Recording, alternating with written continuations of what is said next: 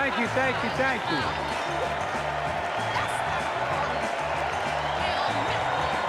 Thank you.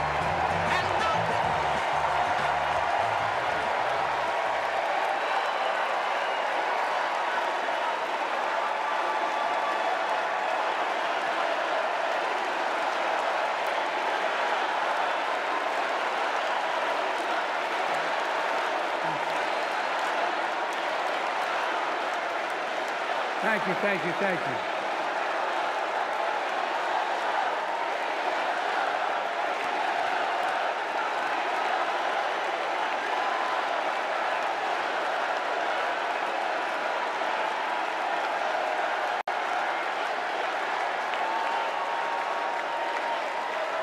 Thank you, thank you, thank you.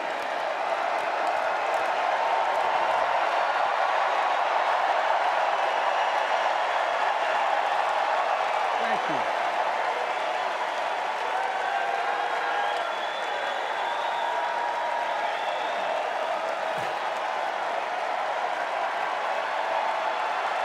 Thank you.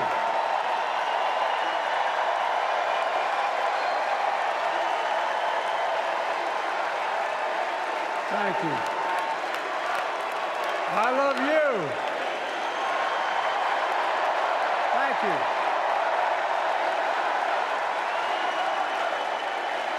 Thank you, thank you, thank you.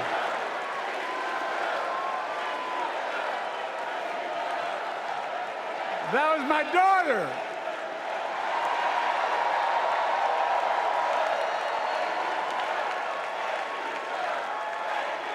Thank you.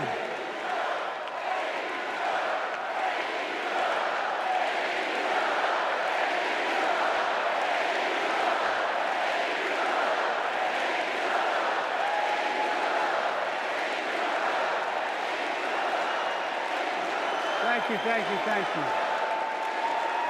Thank you. Thank you for so. I tell you what.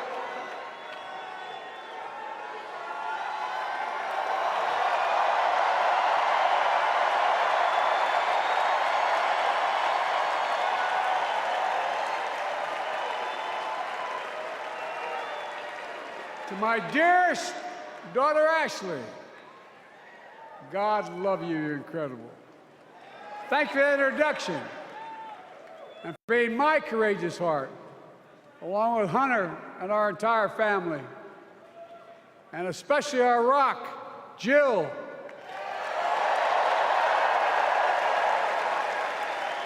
Who, as those of you who know us, she still leaves me both breathless and speechless. Everybody knows her. I love her more than she loves me. She walks down the stairs and I still get that going boom, boom, boom. You all will know me. No, not kidding. Let's give a special round of applause to our First Lady, Jill Biden.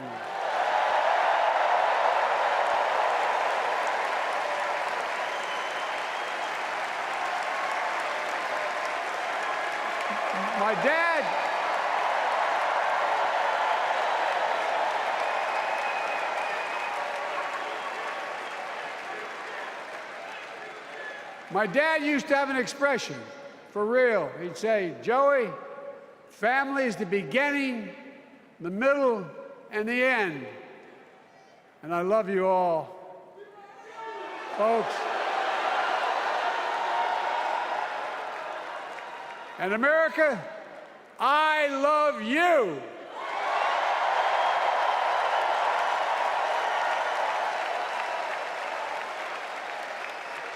Folks, let me ask you.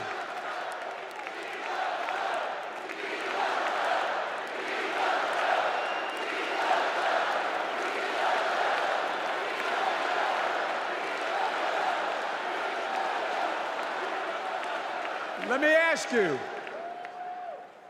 are you ready to vote for freedom?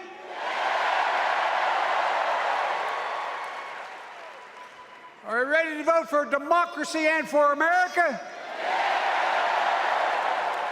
Let me ask you, are you ready to elect Kamala Harris and Tim Walz, President and Vice President of the United States?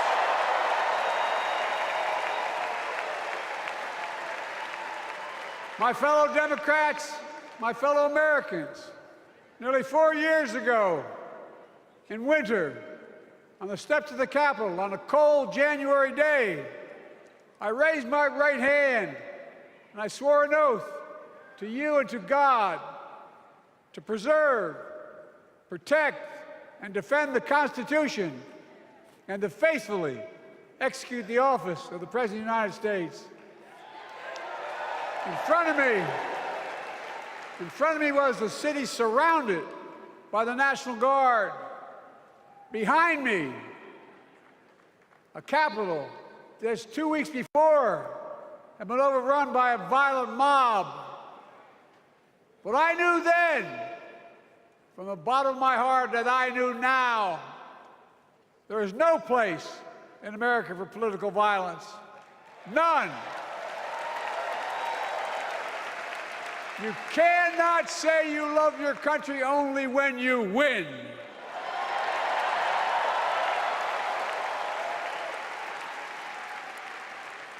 In that moment, I wasn't looking to the past. I was looking to the future. I spoke of the work at hand, the moment we had to meet. It was, as I told you then, a winter of peril and possibility. Of peril and possibility. We're in the grip of a once-in-a-century pandemic, historic joblessness, a call for racial justice long overdue, clear and present threats to our very democracy. Thank you.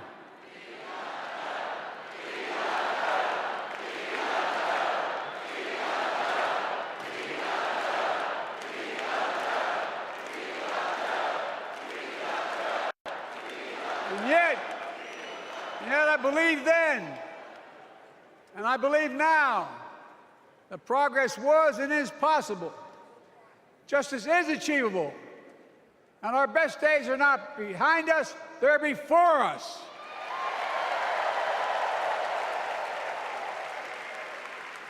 Now it's summer. The winter has passed. And with a grateful heart, I stand before you now on this August night to report that democracy has prevailed. Democracy has delivered. And now democracy must be preserved.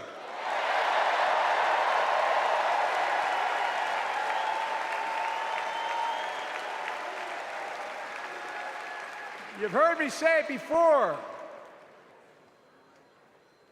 We're facing an inflection point.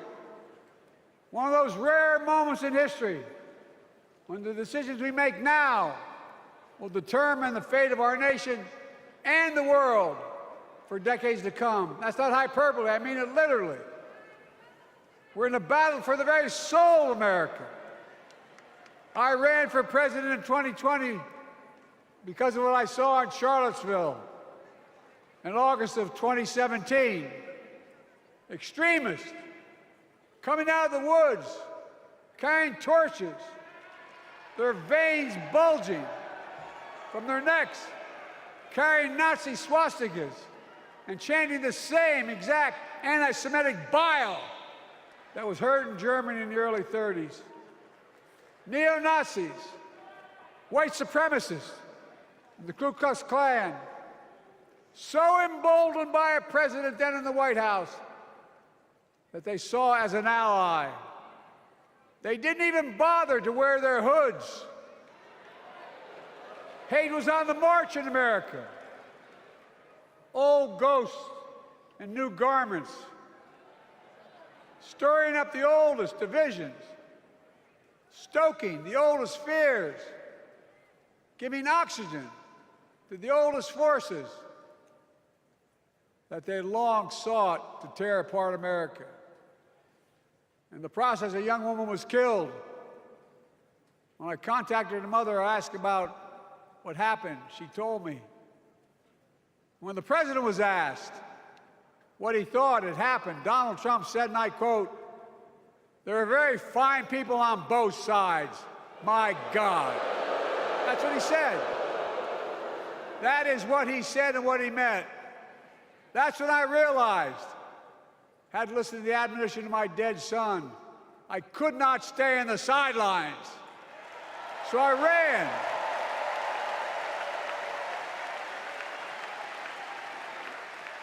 Because I had no intention of running again.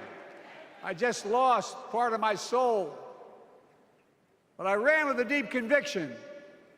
In America, I know and believe in an America where honesty, dignity, decency still matter.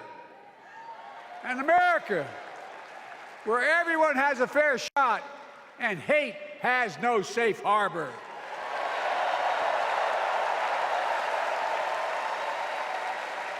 An America where the fundamental creed of this nation, that all of us are created equal, is still very much alive. And a broad coalition of Americans joined with me. 81 million voters voted for us, more than any time in all of history. Because of all of you in this room and others, we came together in 2020 to save democracy.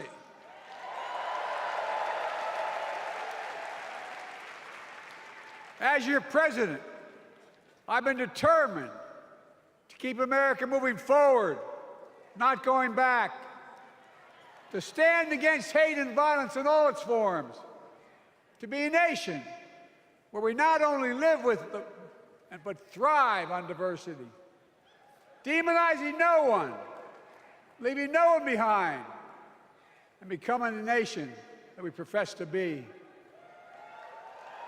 I also ran to rebuild the backbone of America, the middle class.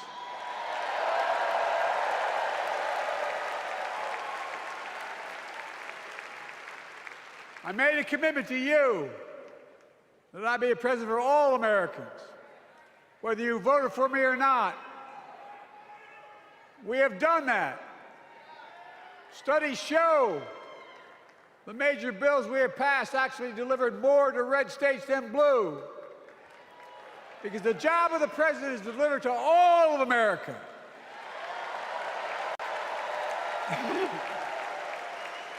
Because of you, and I'm not exaggerating, because of you, we've had one of the most extraordinary 4 years of progress ever, period. When I say we, I mean Kamala and me. Just think about it. COVID no longer controls our lives. We've gone from economic crisis to the strongest economy in the entire world.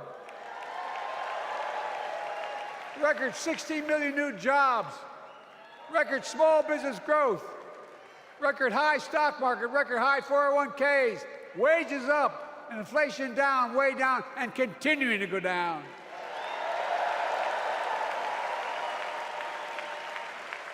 The smallest racial wealth gap in 20 years. And yes,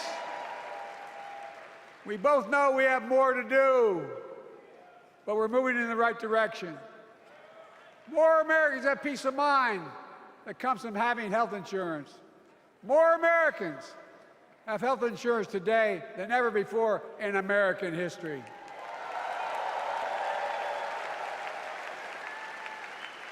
And after, as a young senator beginning to fight for 50 years to give Medicare the power to negotiate lower prescription drug prices, we finally beat Big Pharma.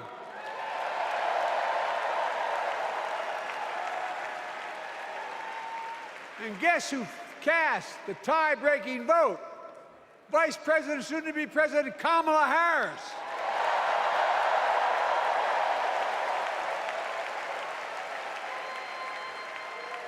And now it's the law of the land. Instead of paying $400 a month for insulin, seniors with diabetes will pay $35 a month. The law we passed already includes, starting in January, every senior's total prescription cost can be capped at $2,000 no matter how expensive the drugs they have. And what we don't focus on, and our Republican friends don't seem to understand, our reforms don't just save seniors money, they save the American taxpayers money. You know what we just passed saves? It saved $160 billion over the next decade. That's not hyperbole. It's because Medicare no longer has to pay those exorbitant prices to the big pharma. But look, well, thank you, Kamala, too. Look, folks, how can we have the strongest economy in the world without the best infrastructure in the world? Donald Trump promised Infrastructure Week every week for 4 years, and he never built a damn thing.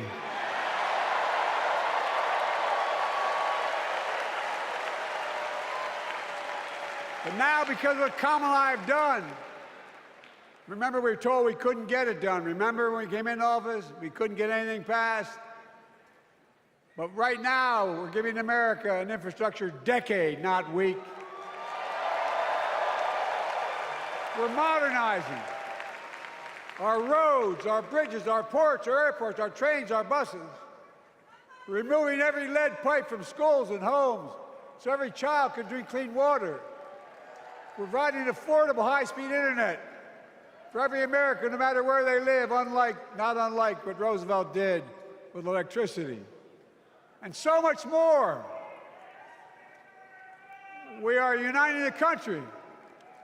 We're growing our economy. We're improving our quality of life. And we're building a better America.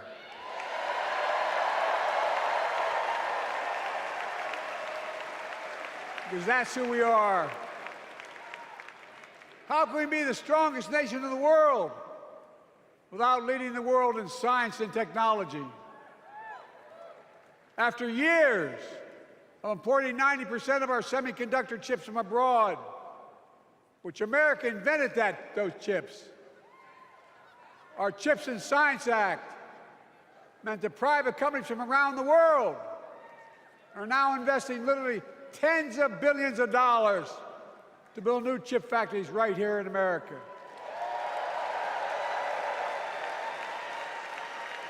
And over that period, they'll create tens of thousands of jobs. And many of those jobs in the so-called fabs, the buildings that make the chips, that's being constructed now. And guess what? The average salary in those fabs, size of a football field, will be over $100,000 a year, and you don't need a college degree.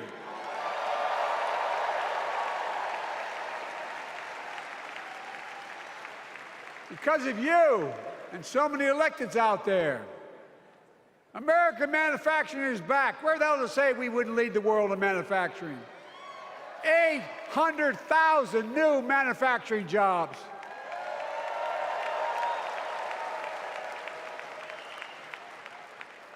Our Republican friends and others made sure they'd go abroad to get the cheapest labor. We used to import products and export jobs.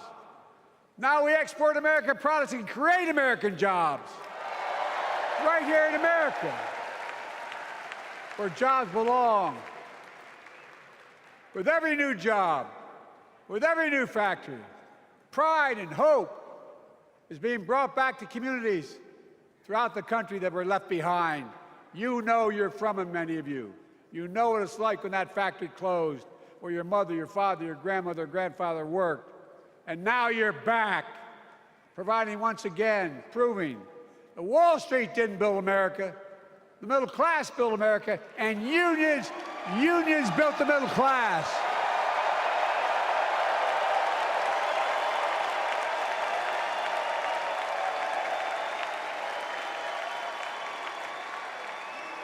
It's been my view since I came to the Senate. And that's why I'm proud to have been the first president to walk a picket line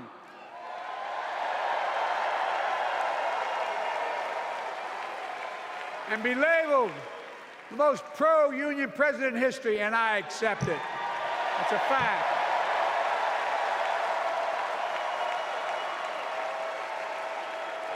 Because when unions do well, we all do well.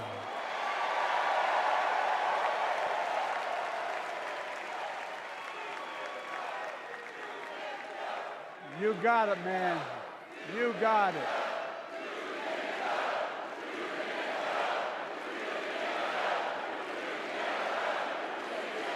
I agree. I'm proud.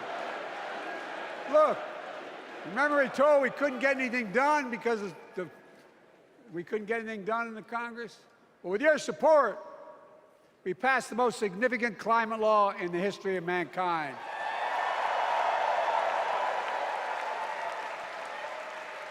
Over $370 billion. Cutting carbon emissions in half by 2030. Launching a climate corps, similar to AmeriCorps and Peace Corps, creating tens of thousands of jobs for young people of the future who are going to make sure this continues. Creating hundreds of thousands of jobs in clean energy for American workers, including the IBEW installing 500,000 charging stations all across America. And in the process, reducing carbon emissions. And we're seeing it. We're seeing to it that the first beneficiaries of environmental initiatives are those fence-line communities that have been smothered by the legacy of pollution.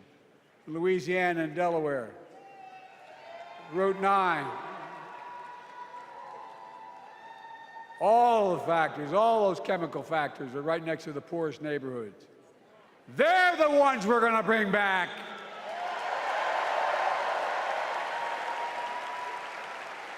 And how?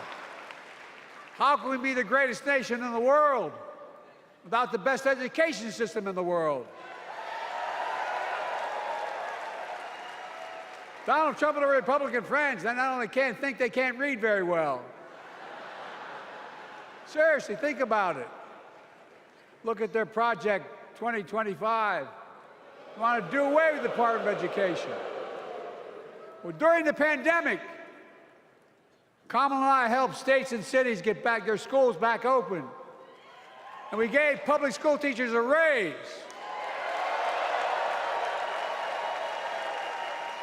We created apprenticeships with businesses and communities, putting students on a path to a good paying job, whether or not they go to college.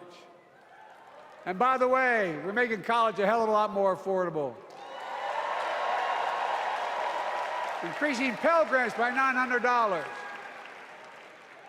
Over $15 billion for HBCUs. Minority service education, including Hispanic institutions and tribal colleges. We kept our commitment to provide more student relief than ever by lifting the burden of helping millions of families so they could get married, start a family, buy a home, and begin to build family wealth and contribute to the community and grow our economy. It's not costing us, it's creating more wealth. We've fundamentally transformed how our economy grows, from the middle out and the bottom up instead of the top down. You know, my dad used to say there wasn't a whole hell of a lot to drop down on my kitchen table at the end of the month. I come from a basic middle-class family, 3-bedroom house, 4 kids, a grandpa living with us, decent neighborhood, but never a penny to spare. And look, that top-down notion never worked. A lot of Democrats didn't think it worked, thought it worked, but it doesn't. And when we did all that, what we've done, everybody can do well. Everybody.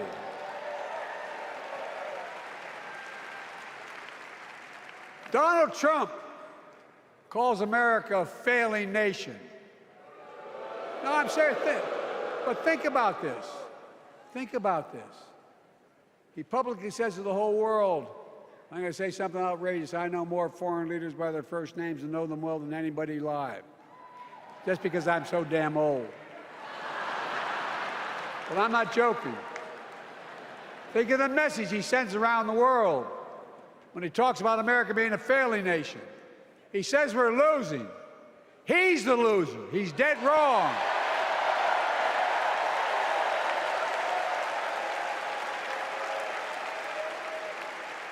Many of you are very successful people who travel the world. Name me a country in the world that doesn't think we're the leading nation in the world. Without America, not a joke, think about it. I'm being literal. Who could lead the world other than the United States of America? Well, guess what? America's winning, and the world's better off for it. America's more prosperous, and Americans are safer today than we're under Donald Trump. Trump continues to lie about crime in America, like everything else. Guess what? On his watch, the murder rate went up 30%, the biggest increase in history. Meanwhile, we made the largest investment, Kamala and I, in public safety ever.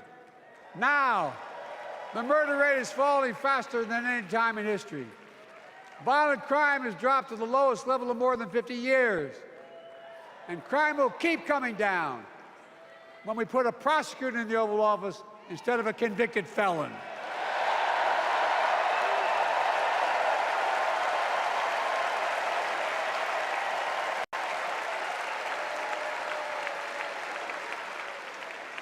And folks, the distinguished senator from the C Senate from California and I passed the first ban on assault weapons. And guess what? It worked. If we care about public safety, we need to prevent gun violence. And it makes me ashamed when I travel the world, which I do. More children in America are killed by a gunshot than any other cause in the United States. More die from a bullet than cancer, accidents, or anything else in the United States of America. My God. That's why Kamala and I are proud. We beat the NRA when we passed the first major bipartisan gun safety law in 30 years.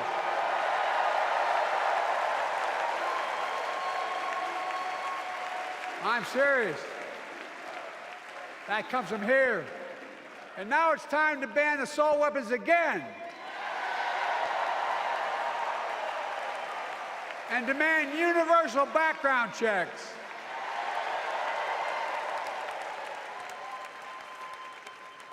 It's hard.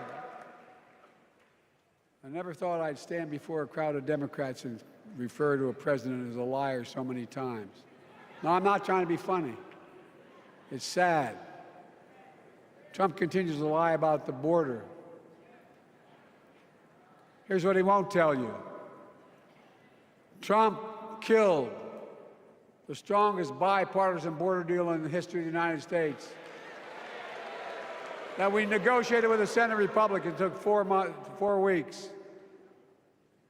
Once it passed, and never acknowledged the most expansive border change in American history. He called senators to say, don't support the bipartisan bill, because he said it would help me politically and hurt him politically. My God. No, I'm serious. Think about it. Not a joke. Ask even the press who doesn't like me. They'll tell you that's true.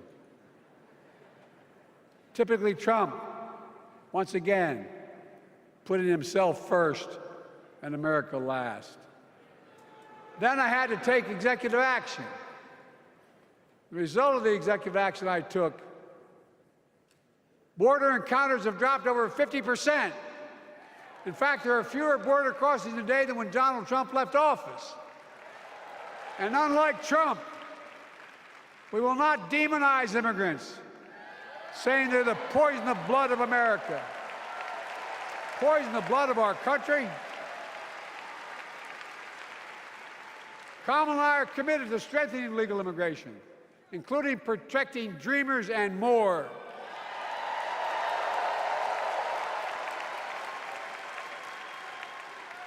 And here's what else I believe in: protecting your freedom to vote, your freedom to love who you love,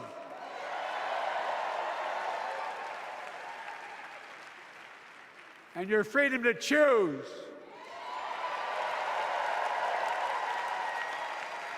In its decision overturning Roe v. Wade, as you heard earlier tonight, the United States Supreme Court majority wrote the following, quote, "Women are not without electoral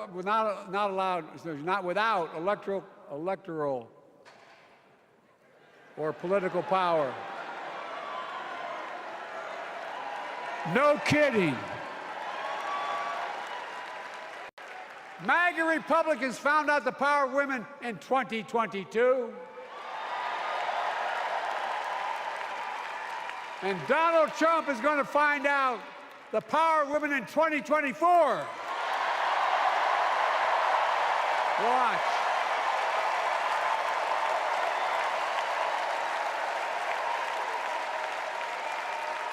And where Trump and his mega Republican right-wingers seek to erase history, we Democrats continue to write history and make more history.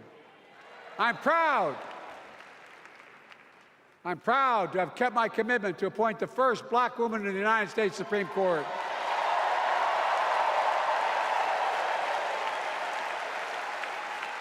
Ketanji Brown Jackson, a symbol for every young woman in America that you can do anything. I'm proud that I've kept my commitment to have an administration that looks like America and that taps in to the full talent of our nation. The most diverse cabinet in history, including the first black woman of South Asian descent to serve as vice president, and will soon serve as the 47th president of the United States.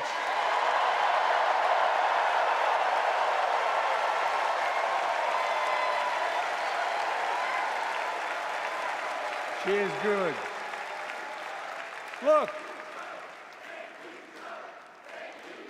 Thank you, Kamala.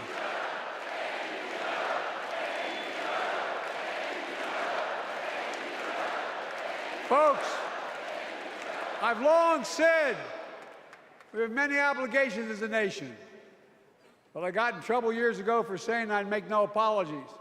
We have only one truly sacred obligation: to prepare and equip those we send to war and care for them and their families when they come home and when they don't. That's why I'm so proud to have written and signed the PACT Act,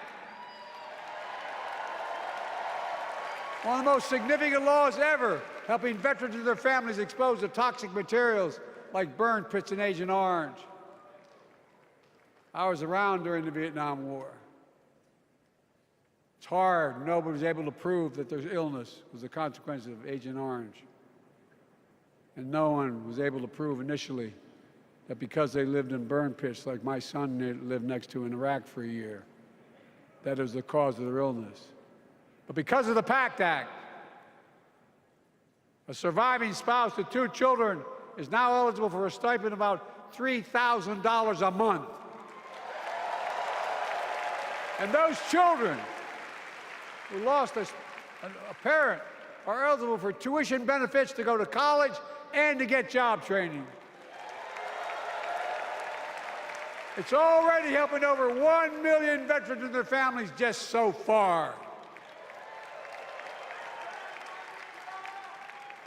Well, I love them, and I'm so proud of my son's service. We get it, but guess who doesn't get it and doesn't respect our veterans? We know from his own chief of staff, the 4-star General John Kelly, that Trump, when in Europe, would not go to the grave sites in France. The brave service members who gave their lives to this country. He called them suckers and losers. Who in the hell does he think he is? Who does he think he is? There's no words for a person. They are not the words of a person not worthy of being commander-in-chief, period. Not then, not now, and not ever. I mean that. I mean that from the bottom of my heart.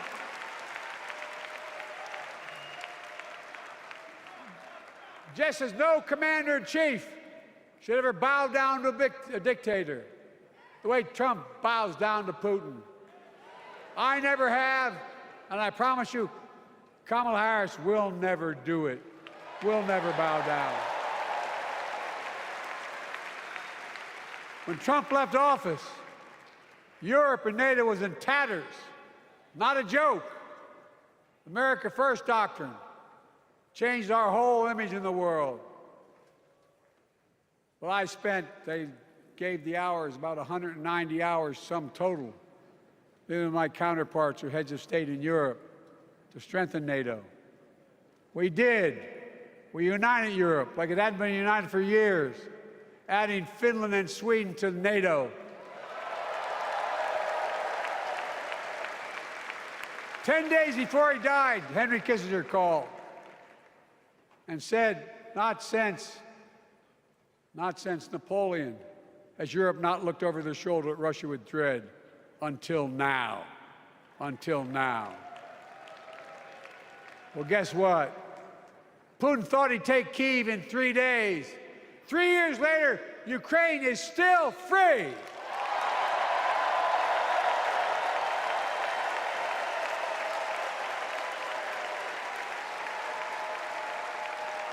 When I came to office, the conventional wisdom was that China would inevitably surpass the United States. They haven't noticed. No one's saying that now.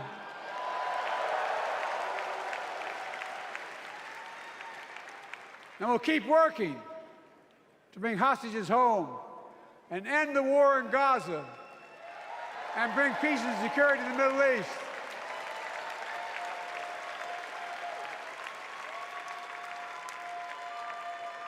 As you know, I wrote a peace treaty for Gaza. A few days ago, I put forward a proposal that brought us closer to doing that than we've done since October 7th. We're working around the clock, my Secretary of State, to prevent a wider war and reunite hostages with their families and surge humanitarian health and food assistance into Gaza now. To end the civilian suffering of the Palestinian people, and finally deliver a ceasefire and end this war.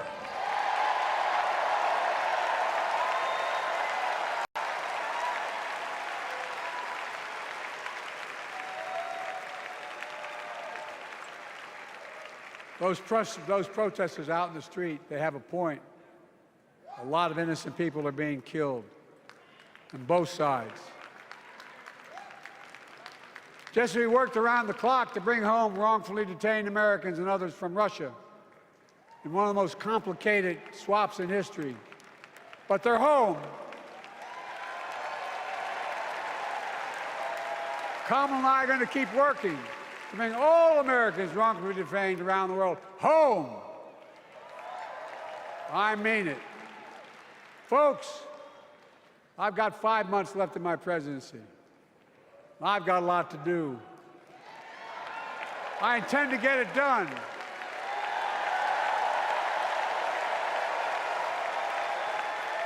It's been the honor of my lifetime to serve as your president. I love the job, but I love my country more. I love my country more. And all this talk about how I'm angry at all those people who said I should step down, that's not true.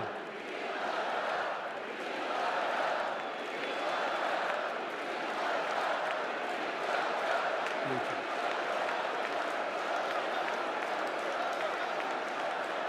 I love my country more, and we need to preserve our democracy. In 2024, we need you to vote.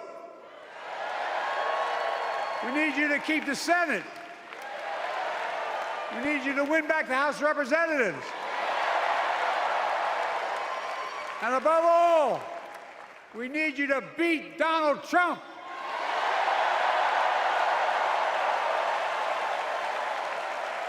And elect Kamala and Tim President and Vice President of the United States of America. Look, they'll continue to lead America forward, creating more jobs, standing up for workers, growing the economy, lower the cost to American families so they just have a little more breathing room. We've made incredible progress, but we have more work to do. And Kamala and Tim will continue to take on corporate greed and bring down cost of food. They'll keep taking on Big Pharma and making insulin $35 a month, not just for seniors, but for everyone in America. And capping prescription drug costs at a total of $2,000, not just for seniors, but for everyone. And folks, that's going to save America again tens of billions of dollars. Folks, they'll make housing more affordable, building 3 million new homes, providing $25,000 down payment assistance for the first-time home buyer, more than the 10 we approved. Donald Trump wants a new tax on imported goods, food, gas, clothing, and more. You know what that will cost the average family, according to the experts? $3,900 a year in a tax. No, that's a fact. Kamala and Tim will make the child care tax credit permanent.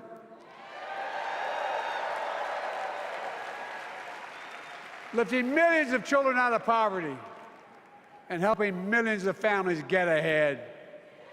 But you know what Trump has?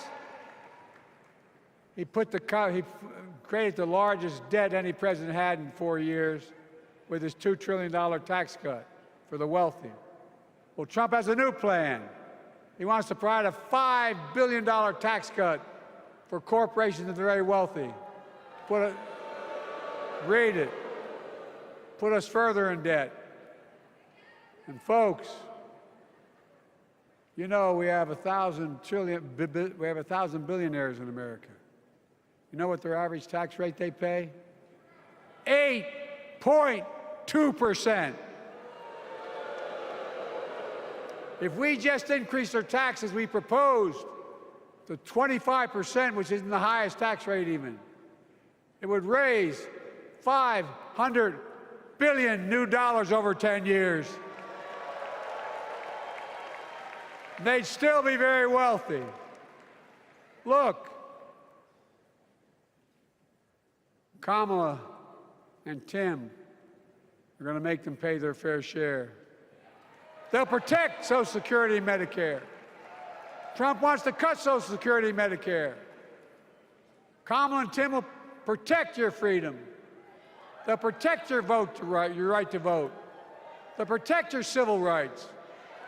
And you know Trump will do everything to ban abortion nationwide. Oh, he will. You know, Kamala and Tim will do everything they possibly can. That's why you have to elect the Senate and the House to restore Roe v. Wade.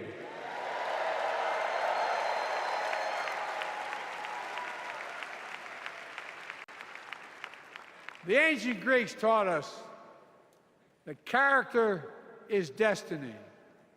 Character is destiny. For me and Jill, we know Kamala and Doug are people of character. It's been our honor to serve alongside them. And we know that Tim and Gwen Waltz are also people of great character. Selecting Kamala was the very first decision I made when I became our nominee. And it was the best decision I made my whole career.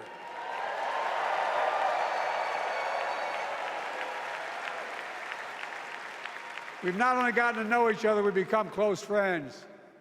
She's tough, she's experienced, and she has enormous integrity, enormous integrity. Her story represents the best American story. And like many of our best presidents, she was also vice president. That's a joke.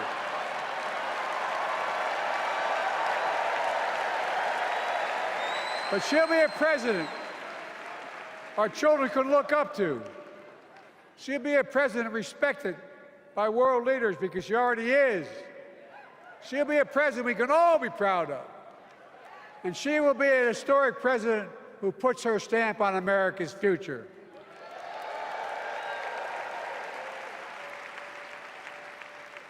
This will be the first presidential election since January 6th. On that day, we almost lost everything about who we are as a country. And that threat, this is not hyperbole, that threat is still very much alive. Donald Trump says he will refuse to accept the election result if he loses again. Think about that. He means it. Think about that. He's promising a bloodbath if he loses, in his words. And that he'll be a dictator on day one, in his own words. By the way, this sucker means it. No, I'm not joking. Think about it. Anybody else said that in the past, you'd think he was crazy. He is crazy, but you'd think it was an exaggeration, but he means it. We can't let that happen. Folks, all of us carry a special obligation. Independents, Republicans, Democrats. We saved democracy in 2020, and now we must save it again in 2024.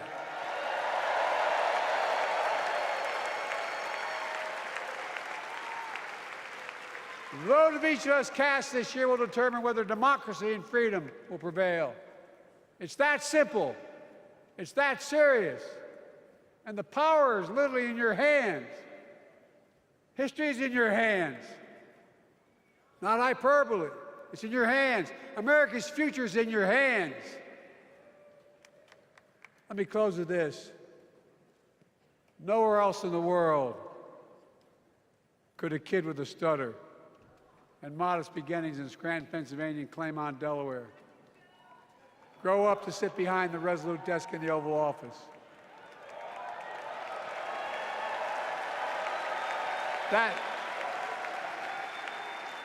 That's because America is and always has been a nation of possibilities. Possibilities. We must never lose that. Never. Kamala and Tim understand that this nation must continue to be a place of possibilities, not just for the few of us, but for all of us.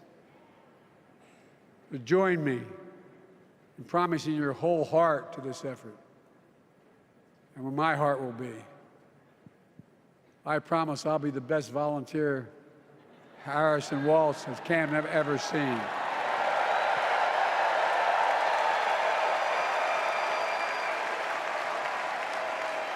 Each of us has a part in the American story. For me and my family, there's a song that means a lot to us, that captures the best of who we are as a nation. The song is called American Anthem.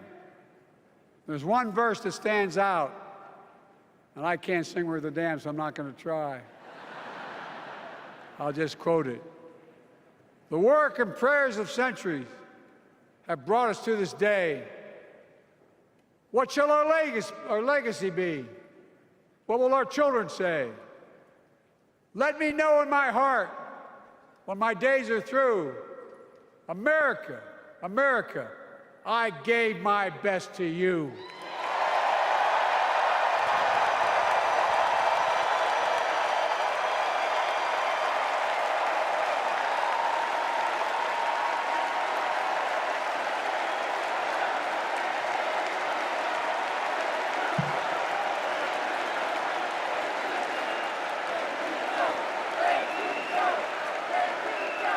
I've made lot of mistakes in my career, but I gave my best to you.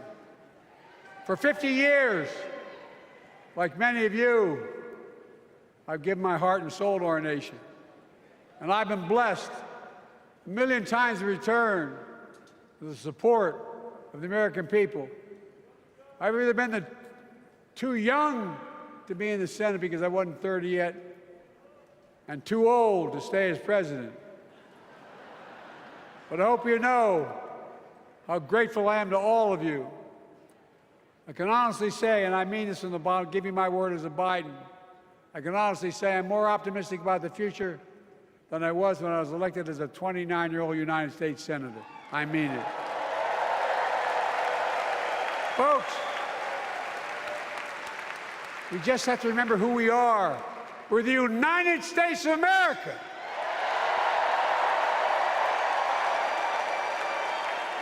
And there's nothing we cannot do when we do it together.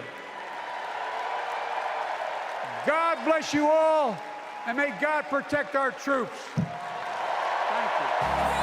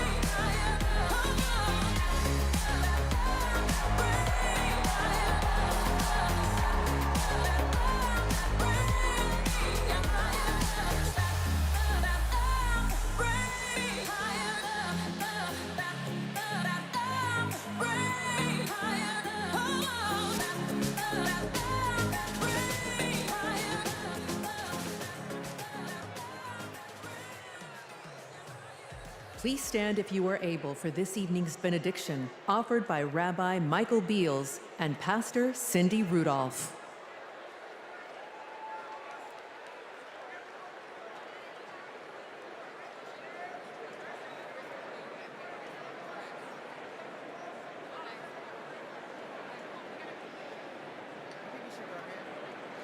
Tonight's convention theme, For the People, hints at the inclusive, bridge-building messages and policies the Democratic Party will require to succeed not only in November, but long after that.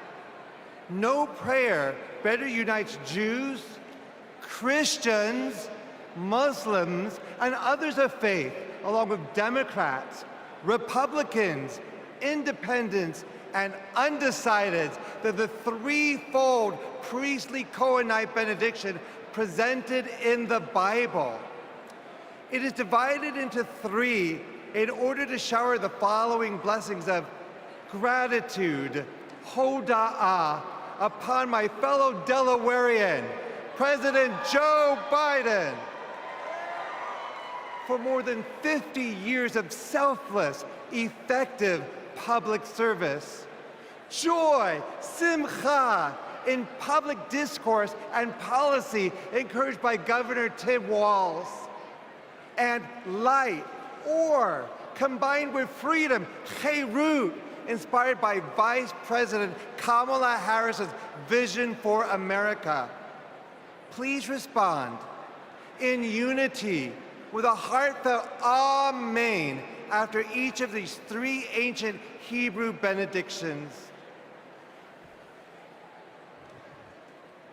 Yevarechecha Adonai v'yishmerecha. May God bless you and protect you. Ya'er Adonai panav elecha v'yichoneka. May God deal kindly and graciously with you. Yesadnai panav elecha v'yisem lecha shalom. May God turn toward you and grant you that most precious gift, the gifting of wholeness and the gift of peace, and let us say a heartfelt Amen.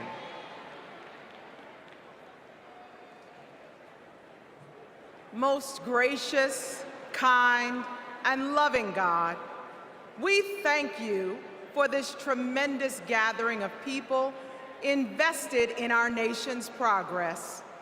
Lord, as we look upon our leadership, we see what you require of us: to do justice, like the justice Vice President Harris has championed her entire career; to love mercy, like the mercy Governor Walz has modeled as a lifelong public servant and educator; and to walk humbly, like the humility President Biden has embodied with decades of outstanding servant leadership. Oh God, as we strive to work for the people, we pray you will unite our nation. Help us to choose hope over hostility, compassion over callousness, and liberty over tyranny. We recognize that we are living through paradoxical times, times that are precarious yet promising. But through God who gives us beauty for ashes, all things are possible. Lord, bless the work of our hands until the weak and meek become purposeful and powerful, and until the marginalized and disenfranchised become energized and mobilized.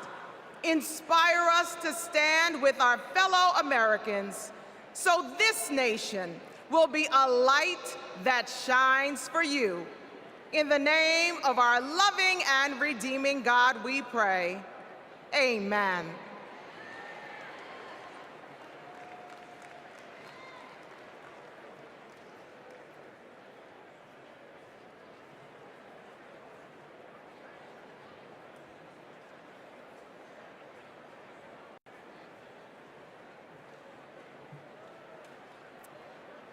Night one of the Democratic National Convention has officially come to an end. What an incredible day. Thank you, President Biden, from the bottom of my heart. You have restored the soul of our nation.